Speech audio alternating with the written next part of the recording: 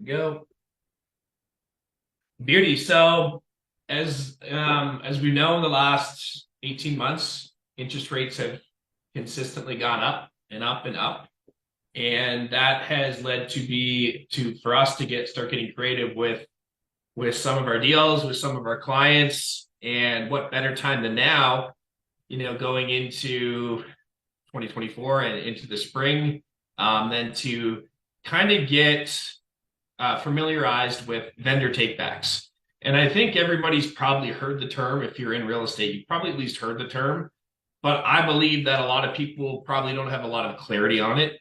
And if they do, even if they kind of understand exactly what it is, well, how can we actually get creative with vendor takebacks, and how can we utilize this tool to help us create opportunities for us? And the reality of it is, real estate transactions are not falling into our lap anymore. The water hose is being shut off, and we have to put a little bit more effort into creating opportunities. Would everybody agree with that statement right now? How's everybody feeling? Probably similar to that, right? We're right there. We're hustling a little bit harder. We have to get creative. So, two gentlemen that are utilizing vendor takebacks and have experience with them, certainly not just recently, but over the years, are Andrew and Adam. And so I'm going to hand over the reins to them. They've created a little presentation for us. Again, this is going to be recorded, which is great. We'll put this into the group after. But they're going to educate us on vendor takebacks and, again, how we can get creative with them moving forward. So, Andrew, Adam, thanks for jumping on, guys. Thank you for giving us your time and your value today. We look forward to learning from you, and I'll let you take it over from here. All right, here, I'll share my screen and then Yeah, you should be able to share it right now. yeah. Beauty. So I can make this bigger, but we can all see this pretty good, right? Absolutely. All right, perfect. Let's do that. All right, so vendor takebacks sounds a lot more complicated than what it is. The concept is actually really easy. It's knowing when to use them and how to structure them, kind of where it gets a little bit more challenging. So Adam, do you want to jump in here? Do you want to kind of take it away with how you would describe what a vendor takeback is? So vendor takeback, technically what it is, it's a financing option. Just giving you guys a thing. I'm losing my voice, so Sounds great. Let me know. You're good. So it's just an option in real estate where the property seller, so the seller acts as the lender for the property. They act like as a lender instead of the buyer securing a mortgage from a traditional financial institution. The seller provides a loan, allowing the buyers to make payments directly to them. Right. This arrangement, it benefits both the buyer and the seller because you're able to negotiate interest rates, you're able to negotiate terms, which kind of, as long as it's a win-win situation, it works for both parties. You muted, Andrew, just to make sure you know that. All right, perfect. So the seller is acting as the bank. So why would a seller want to do that? So there's a few reasons. One is, let's just say there's somebody that owns multiple properties. One of the benefits for them is they're deferring taxes. So they don't need to pay taxes all at once right now. The other option is it's also another form of an investment where later down the line, they're collecting interest on the money that they know that they're going to get paid down later, let's just say 2 years, 3 years down the road, but they're also, making a 5% return on their money, annually. That's one benefit I would say for the seller. The other option is it's a faster sale. And the other thing I could say is they're able to get, let's just say, right now, especially in the current market that we're in, we're noticing that people want a certain price, like sellers want a price, and we're not able to get that price because it might not make sense right now. But if you're able to give a vendor take back and give, a 4-year term, people will be more than willing, especially on the buyer side, where like, you know what, for example, the house is, they want to, the seller wants $1 million for it, and now the buyer's like, you know what, right now with the current comps, you're looking at probably 800, 900,000, and I'm not willing to pay that $1 million right now. But if you're willing to give me a vendor take back, I'll pay you that $1 million as long as the terms make sense. So we're able to get and maximize the most for our seller when it comes to if we're able to utilize the vendor take back the right way. So, like, I think it's important to remember in every transaction, there's three people. There's the buyer, the seller, the bank. And if you can shrink the bank's role or eliminate it, there's more left on the table. There's more left on the plate for the other two. Because everyone, the buyer's coming and they're fronting a certain amount of money. The seller's taking a certain amount of money, and the bank's taking a portion of that pie. So if you can shrink or reduce the amount the bank is getting, you can create a better win-win scenario between the other two parties. Excellent. That makes a lot of sense. Thank you. So partial funding is basically just where you might have some money and some mortgage. So the vendor take back mortgage, or the seller's not financing everything. They're financing a portion of it. So it could be you have a down payment, and then you have some seller financing and then bank financing, or it could be that you have seller financing. You have no down payment, but you have seller financing plus a traditional mortgage. And then from there, you have something to know about, which is basically like the first and second position. I'll let Adam kind of jump into explaining first, second position.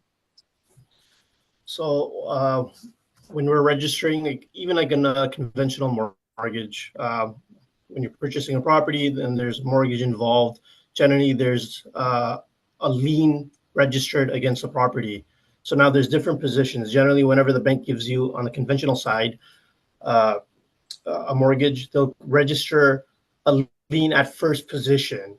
And now if you're getting a second mortgage, it'll be registered as at second position. So the same thing with the vendor take back.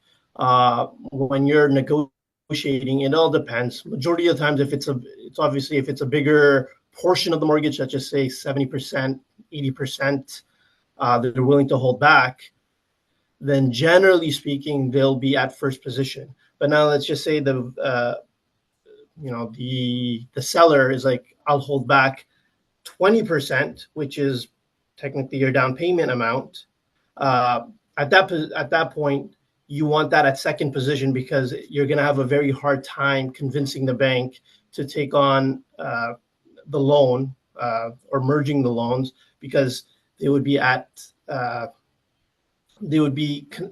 second position, but you would want the bank to be at first position because they have more skin in the game. And then Adam, what happens if the buyer defaults? What happens if the buyer defaults? I know it's a loaded. I know it's all going to depend on how you structure it. So originally the concept of vendor take back was that the vendor would take back the property, but then over time, you can't just take back somebody's house, and it's kind of become a little bit more muddy. So it's going to depend on how you structure that. But if the buyer defaults, and the buyer defaults, and the bank is in the first position, and your seller's in the second position, what does that mean? Well, so if the buyer's in first position, you're saying? Or No, sorry. The bank is in first position. Your seller. Your seller is at second position. Your seller in second But position. now, obviously, we all know when we're getting into the foreclosure aspect of it. It goes through lawyers, the court, all of that. Once that happens and they're selling off, they would sell off the property. So whatever the proceeds come, first, again, the bank is at first position here. So they would get paid off first, and whatever is remaining will go to our seller at second position. So obviously, when they're at second position, they're more at a risk than first position.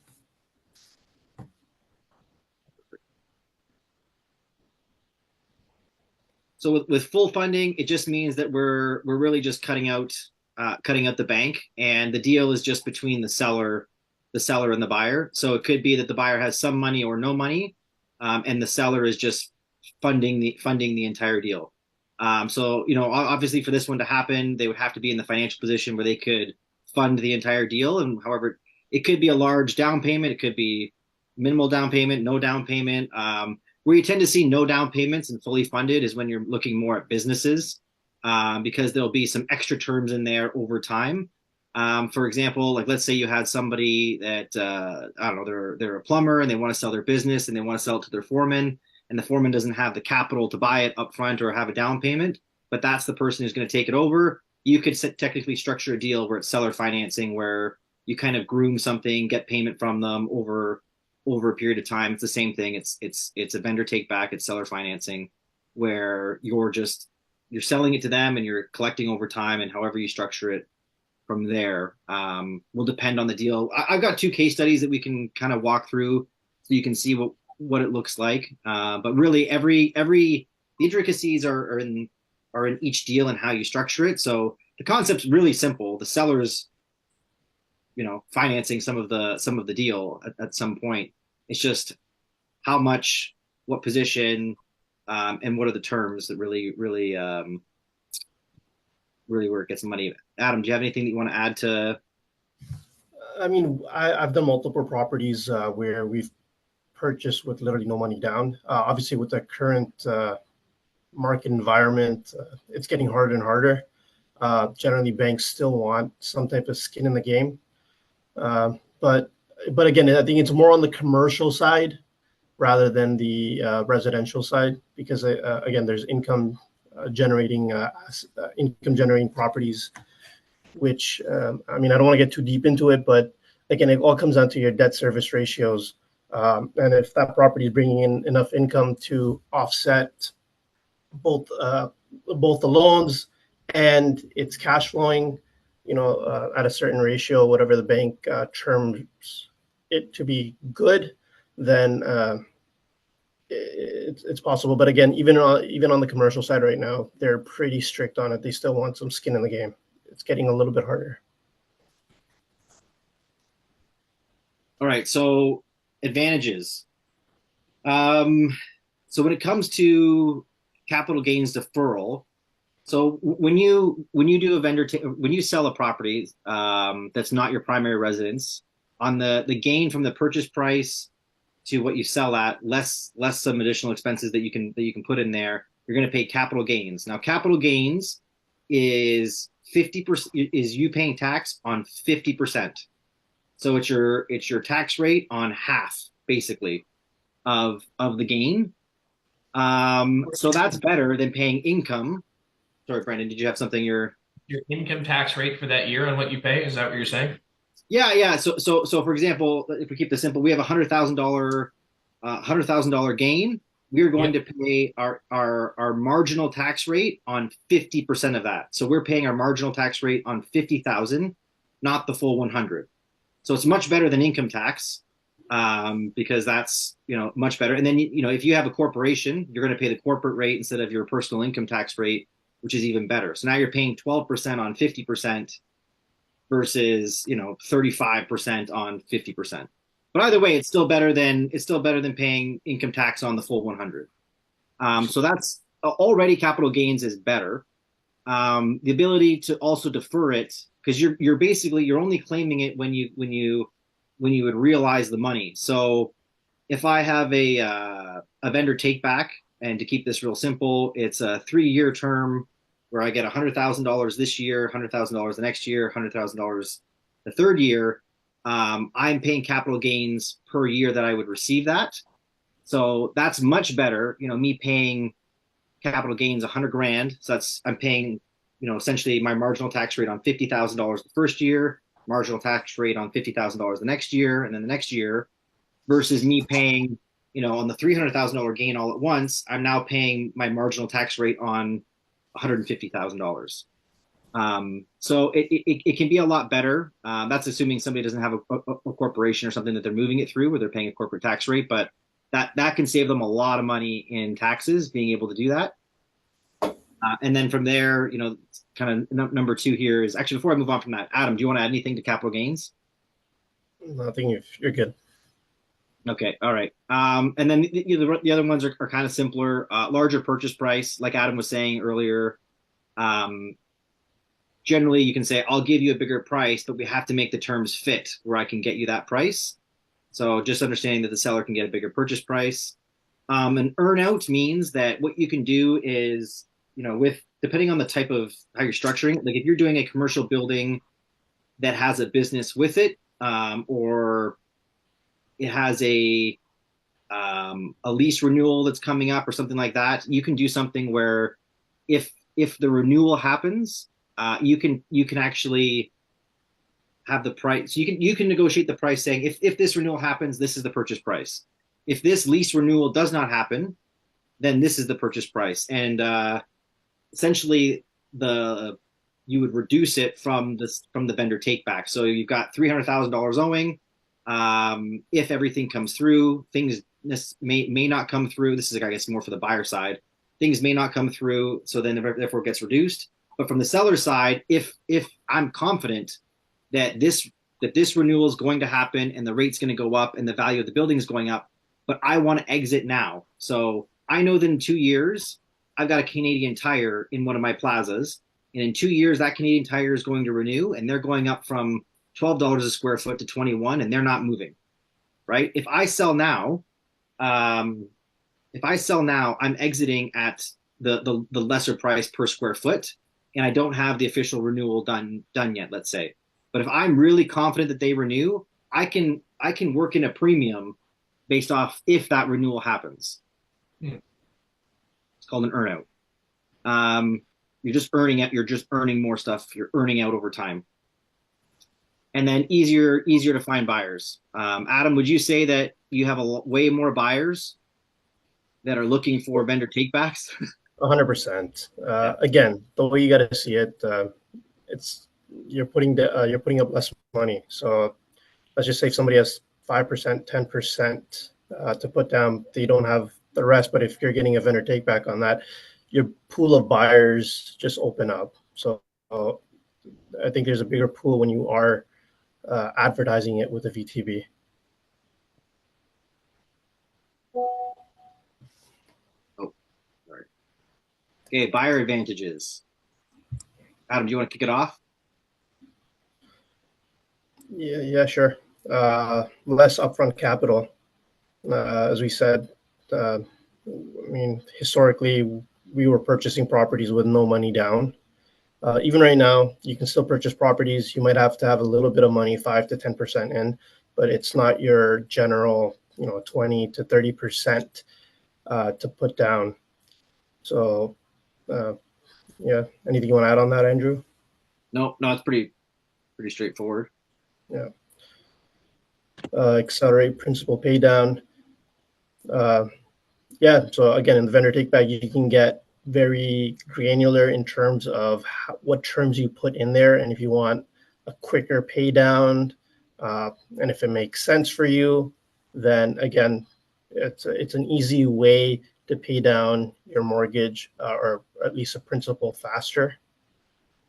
Anything, Andrew? No, that's perfect. And then the earnout, same thing. It's an earnout is basically you crack that out when you've got a buyer and seller, where the buyer's like, it's worth this much because in the future this is going to happen, and then the buyer is saying, if this doesn't happen, I'm not, you can, as confident as you are that this is going to happen, it has not happened. It's your future pacing the price. It doesn't make sense to pay that. So an earnout basically just bridges that gap where it's like, if this happens, the buyer's willing to pay this much. And if it doesn't happen, the seller has to be willing to accept this much. And it just bridges that gap. And then last thing here, so I got to move my Zoom thing. Smaller interest only payments. So you can do something that's an interest only vendor take back just to shrink the amount that you have to push out every single month, just to shrink it or make it more sustainable. Adam, have you ever had you've done interest only, right? So do you want to kind of talk about any? Yeah, I'd say majority of my deals, because we do a lot of turnover where we go in and we turn over buildings. Generally, again, you're trying to get in with where it's not impacting your cash flow on a monthly basis. So interest only payments helps with that. I think another benefit that I can see with interest only payments is obviously on the cash flow side. So for instance, just to give you an example, we just purchased a building, a plot of land right now where we got 50% loan to value, and then the other 50% we had to come up with cash. But what we did was we were able to come in and say, you know what, they wanted their price. So the seller wanted $1 million. We're like, okay, you know what, we'll give you $1 million, but we're only going to be giving you. They want to initially they're okay with the VTB, but they want a 5%. We're like, you know what, we'll come back, we'll give you 1%, but we're going to give you your number. But again, it doesn't impact us. So at 500,000 at 1% on a monthly basis, it's not a huge amount, and you're not getting really impacted on that. So I think again, and the whole point going back to this is whenever you're negotiating these terms, it has to be a win-win situation where it helps the seller and the buyer. So I think interest payments on that aspect of it, small interest payments, depending again, what's your exit strategy, and I think that's very important when you're going into this. What is my final exit strategy? So, and that will assist with,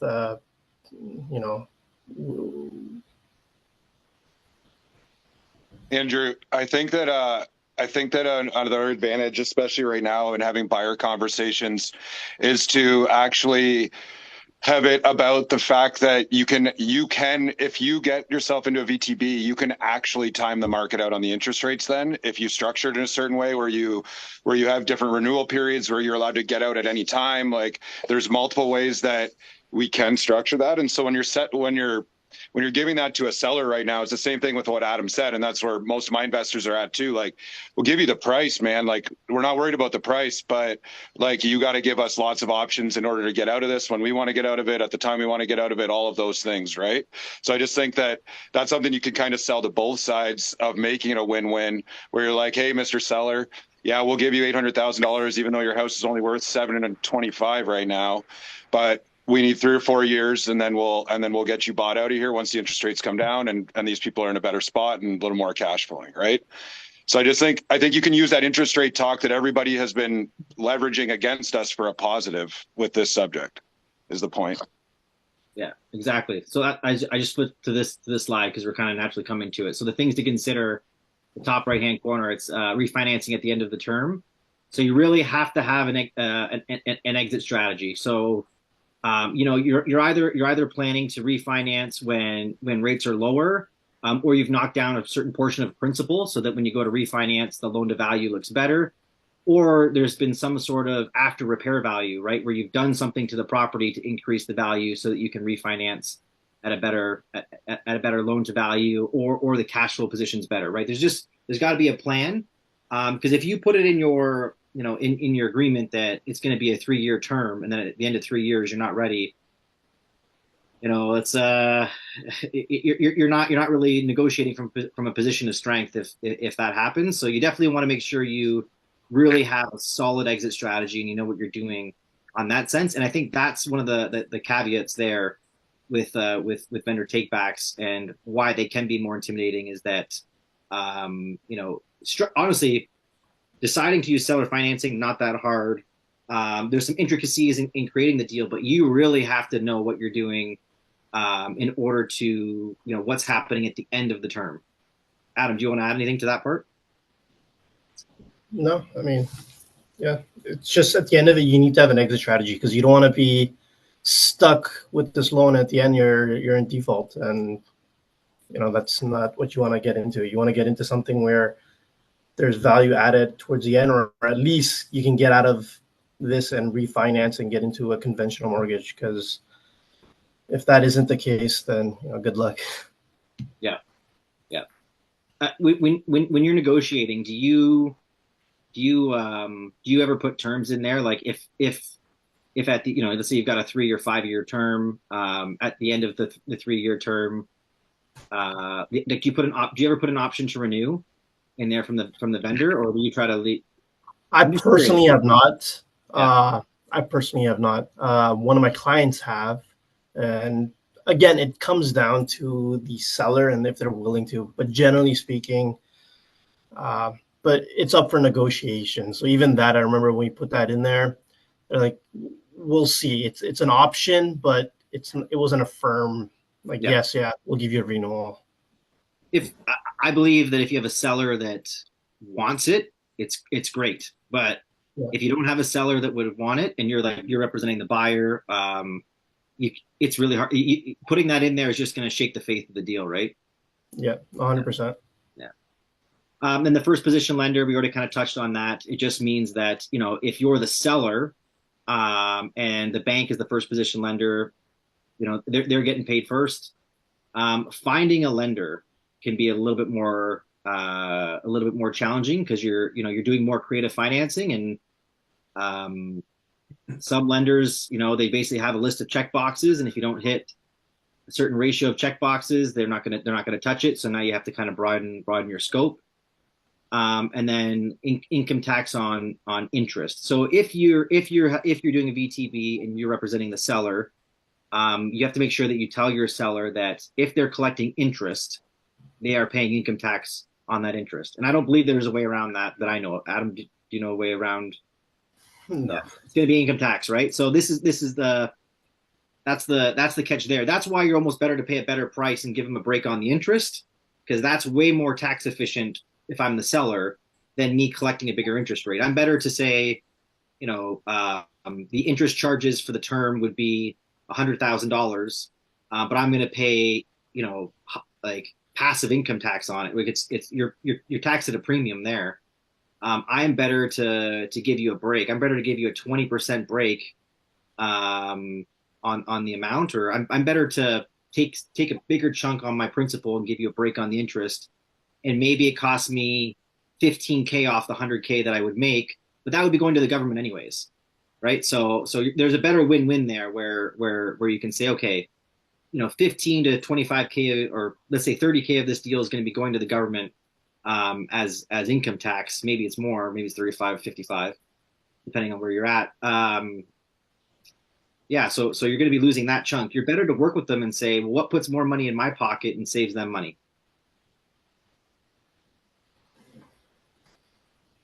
All right, so these are just 2 sample VTB clauses. So if anyone's like, what does it look like? These are the most basic ones that are out there. These are straight from AREA. So you can find them on the AREA website. These are the standard clauses that they have. And it's just explaining, if you're doing a blend of payments, so the seller agrees to take back a mortgage in the amount of blank, bearing interest at a rate of blank, calculated semi-annually, not in advance repayable, and a blended monthly payment, meaning that there's a portion that's interest and a portion that's principal. That's a standard one. And that's a really basic vendor take back clause there for a standard kind of mortgage payment that's, again, interest and principal. And then on the right, we have one that's an interest only one. I can't read it because this thing here, but in case anyone can't read it, it basically says the seller agrees to take back a mortgage for the balance of the purchase price, or whatever you put in there, bearing interest at the rate of blank per annum, repayable interest only, right? And then what are the intervals, maturing on what date? Yeah.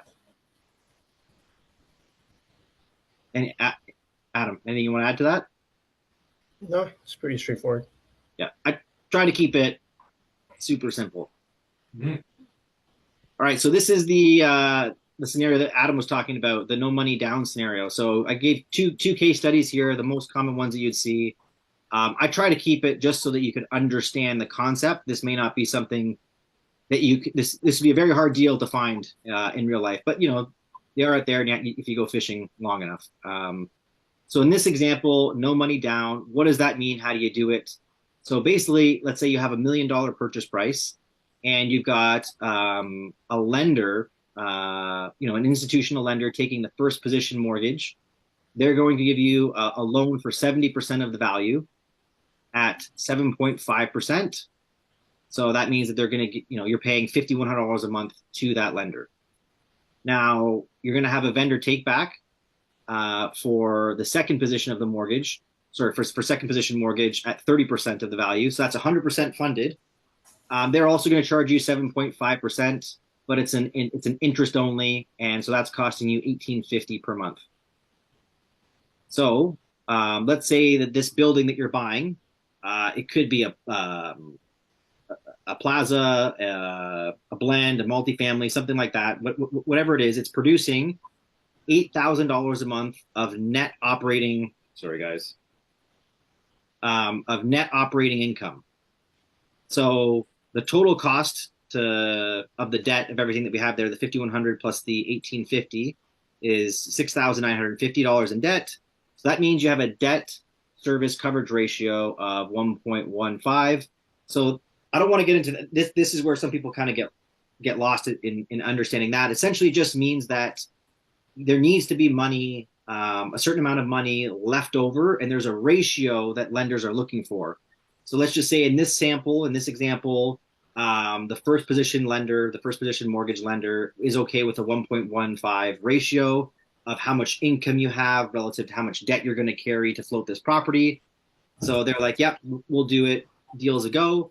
So that means that you're cash flowing just over $1,000 a month in this scenario. So that's what it looks like if you can find something like that. Again, it's a little bit oversimplified, but it really is. You just have to understand the concept of how that looks. You have to have some sort of cash flow.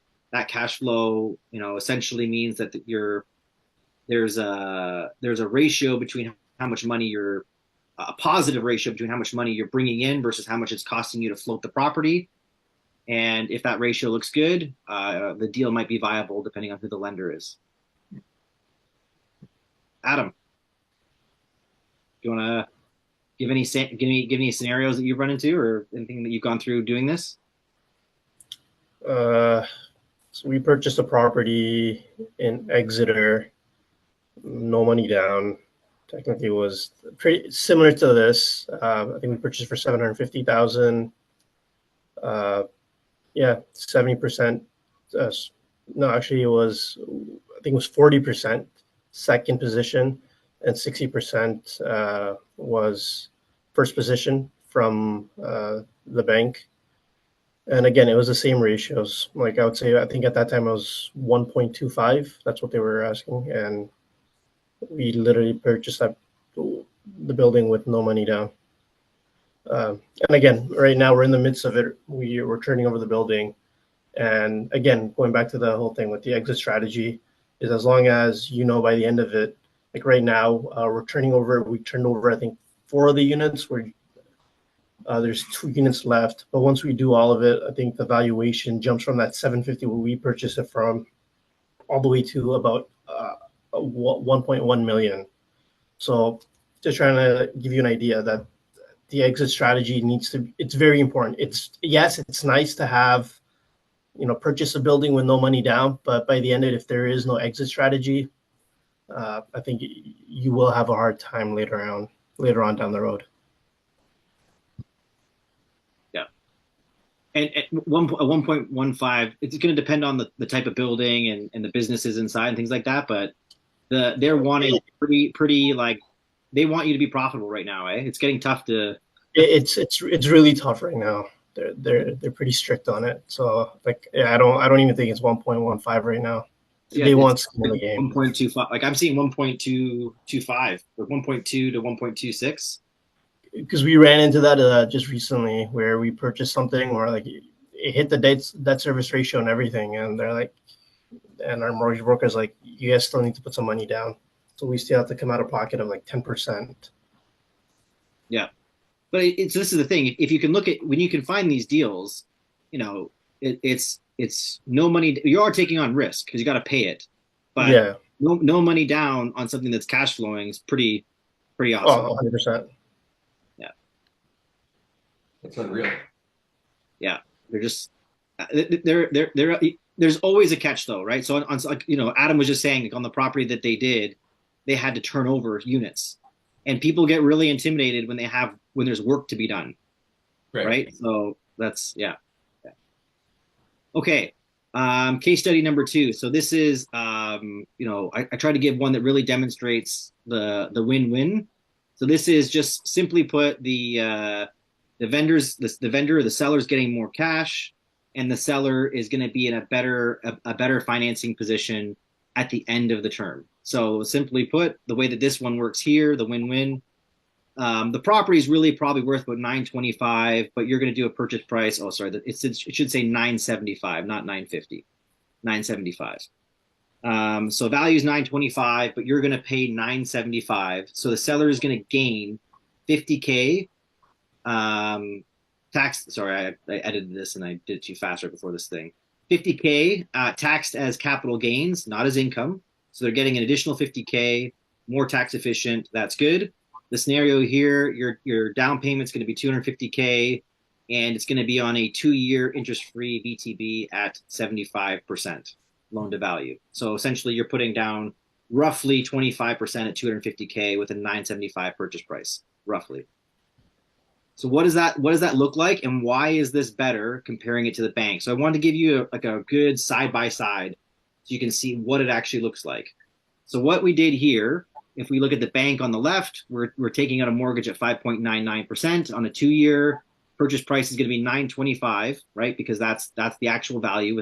If there's no VTB and we're comparing VTB versus traditional financing side by side, and I just kept everything the same. The down payment's the same, so our payment's going to be $4,300 roughly a month. We're going to keep that payment the same. So interest over 2 years, they're paying about 78 and change in interest. Principal that they earned is only $25,000. The balance owing at the end of the 2 years, they have $636,000 owing. So what we can do is we can take that and see if we can make a better scenario using a VTB. So we take a 2-year interest-free VTB. It's interest-free because they're paying them an extra $50,000 to do it, right? So that's the deal. Here, with the bank, they would be paying them $78,000. They're saying, "Hey, I'll pay you $50K, tax efficient." That's the trade, right? So it's this person's getting, they're netting a little bit more than technically the bank would, because it's not classified as income. All right, so payment's the same, no interest, but there's a $50,000 premium on the price. The principal paid over 2 years is $103, because all the payments are going straight to principal. So now their balance owing at the end of the 2-year term is $621,000. So if we just look at the benefits between the two, the seller gets $50K more, it's tax efficient, takes 2 years. The buyer, same down payment, same monthly payment, saves $15,000, takes 2 years. If you just want to see the win-win and how you kind of structure it, that's the simplest way. We took the bank out, the seller got some of what the bank would have made, the buyer kept some of what the bank would have taken. That's the simplest kind of win-win. So is that, Andrew, is that how you would kind of start looking at these opportunities? Is just kind of starting at, okay, what would it cost to go and move forward with the bank, work that out, and then start working numbers on the other side of the VTB to see kind of what makes sense? Is that how you would approach something like this? I go on the Canadian Mortgage app and I'm like, what's it going to cost for us to finance this sucker? Yeah. And as soon as I have that, I just have to beat those numbers, right, and the buyer gets some, the seller gets some. Okay. Right? So I kind of look at it. I kind of look at it that way, where it's like, because if the seller's like, well, if the seller was said, I want 75K, a 75K premium, well, they're getting 75K tax efficient, and the bank would have just charged me 78. If I'm the buyer, is it really worth it for me to work with this person over that small premium? And I think especially in this market right now, where again the sellers are, hoping to get a certain number, which we know realistically it's not going to happen. And sometimes it's just, what, you can purchase it for that premium, and it's not even about the interest. Like I have a client right now which is selling his building, we know right now the building's probably worth about 1.7, 1.8 million, but he's stuck on that number at 2 million. But he'll give a vendor take back. It's not even about the interest rate at this point. I told them, you know what, if somebody comes at 0%, but they're paying you after 2 to 3 years, I mean, it works there for you. I mean, that's the number you want. And I'm pretty sure we'll be able to find somebody that will purchase it at that number right now. Cool. That makes a lot more sense. We have a question: is vendor take back applicable? Let's say the seller already finished paying his mortgage. So ideally, this is where estate sales are great. If we're talking residential, right? Estate sales are great because generally the property's owned and it's in the state. Now it's going to really depend on the people on the other side because there's no mortgage on the property. I would say they're not going to be able to take a VTB if there's already a mortgage on the property. Well, you'd have to take the second position and technically get an approval, and they have to continue to carry it. Like it'd be really hard to close because you're not going to be able to transfer a title without lifting that other mortgage. So like you could get creative with maybe how you'd structure it, whether it's like a lease to own, so they could technically carry that mortgage. Adam and I were just talking about this, right? Where you could technically do like a lease to own, where you're gonna lease it, but the payments go towards something a future date, and they're gonna continue carrying the current mortgage if they can't discharge it. But that's gonna get a little bit more complicated. In most cases, there has to be enough capital coming from somewhere to discharge the mortgage to do it. Makes sense. Yeah. So the next thing is kind of talking to clients. So in the scenario that I was just talking about, if you were doing an estate sale, those are awesome opportunities to do it. But I can tell you that if you're relying on, if you're representing the buyer and you're relying on the selling agent to explain it, you're better to go there. You're better to go there and present the offer and walk through it and kind of everything that we kind of just talked about now. You're going to have this conversation with them because the seller agent is likely not going to either understand it or they may be intimidated by it. It's a lot more challenging to work through a seller agent if there's a buffer between the two and they're not competent with it. Adam, you can probably attest to. Yeah, unfortunately, especially in our industry, I think there's not many people know of. They might know of VTBs, but they just don't know how to implement it and to actually teach it, or what I say, to educate the seller. It's I think it's a challenge. So sometimes it's just better to jump on a call or go in person just to put the offer and present it. Yeah, exactly. So here are just some questions that I kind of skimmed down so that you can see if there's an opportunity for a vendor take back. This is kind of how you'd scan for it. What is it that they're looking to sell? Is it a business? Is it commercial real estate, multifamily? If it's residential, is it an estate sale? Do they own it outright? How much equity do they have? Do they need all the equity out of it? If it's a cottage that they own outright, second property, and they don't need the cash, might be an opportunity for one. What matters most to you? Adam's really good at this. Every time we talk about VTBs, he always says terms are price, terms are price. And then, if you're talking to the seller, do you have enough equity to provide the seller with financing if it's feasible? The buyer, what does your financial position look like in order to encourage the seller to finance? Because they want to know that this, if you were to run into problems with something, that you can still pay this. They want to know that you can actually finance it. So as much as 0% financing sounds great, they still want to know that you can pay this thing off, right? That you've got some capital. It just gives them some security. And then, do they understand what they would be gaining, and do they understand, what they should be considering in the position that they might be in? That's more when it comes to your position. If you're the seller, are you the second mortgage versus the first mortgage? And if you're the buyer, do you understand you have to have an exit strategy in order for this to really be feasible? And then Adam, is there anything else when you talk to your clients, the first time and you're kind of skimming to see if there's an opportunity here.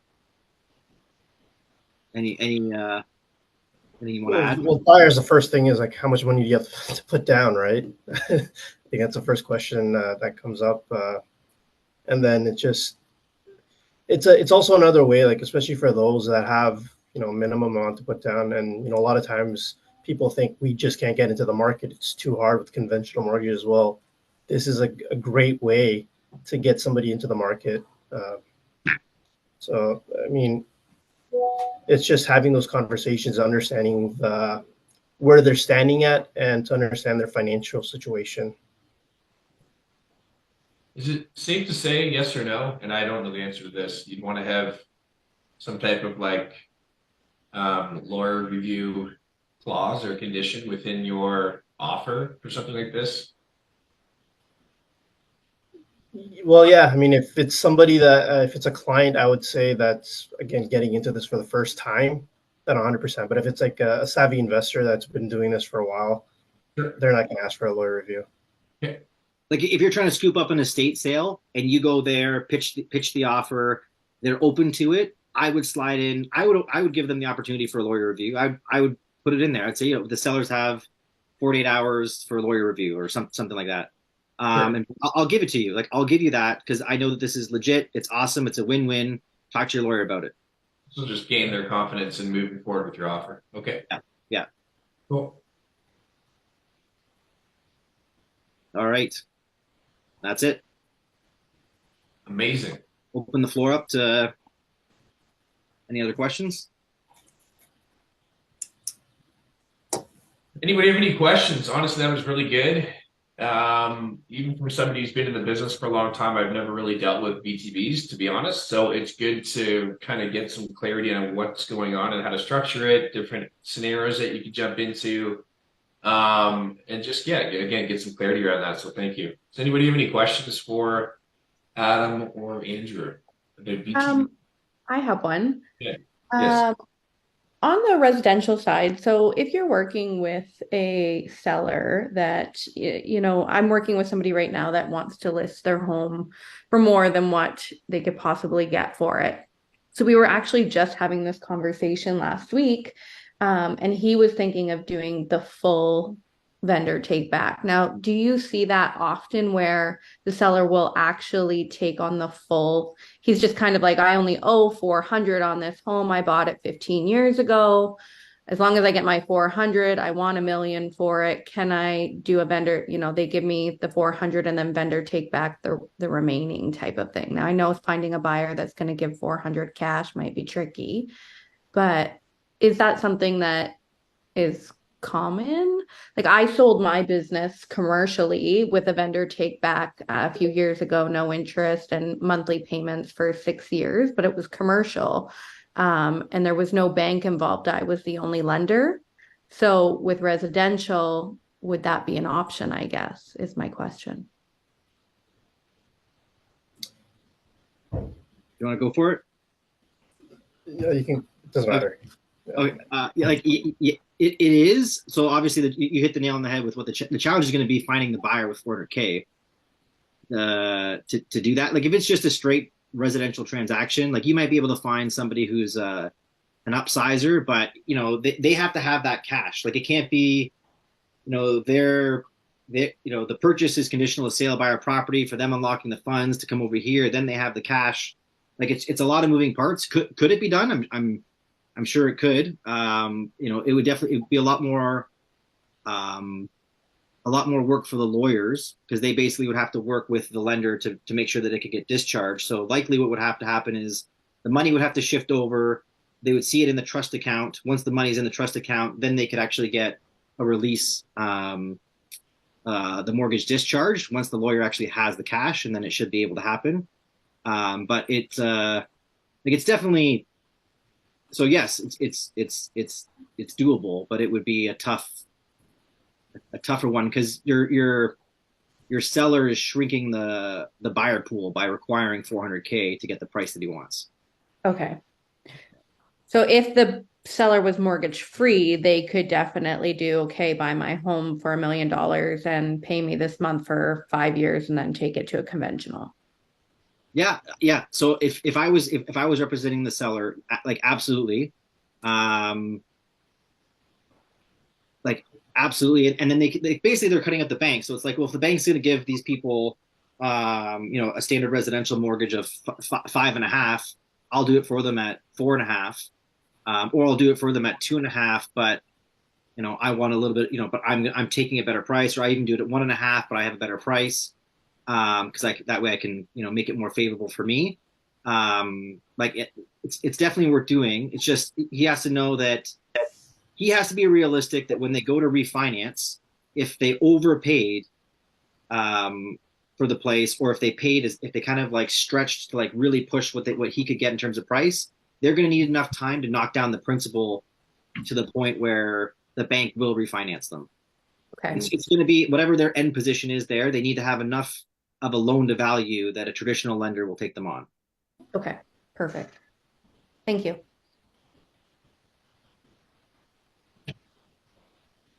Anyone else? Any questions? VTBs.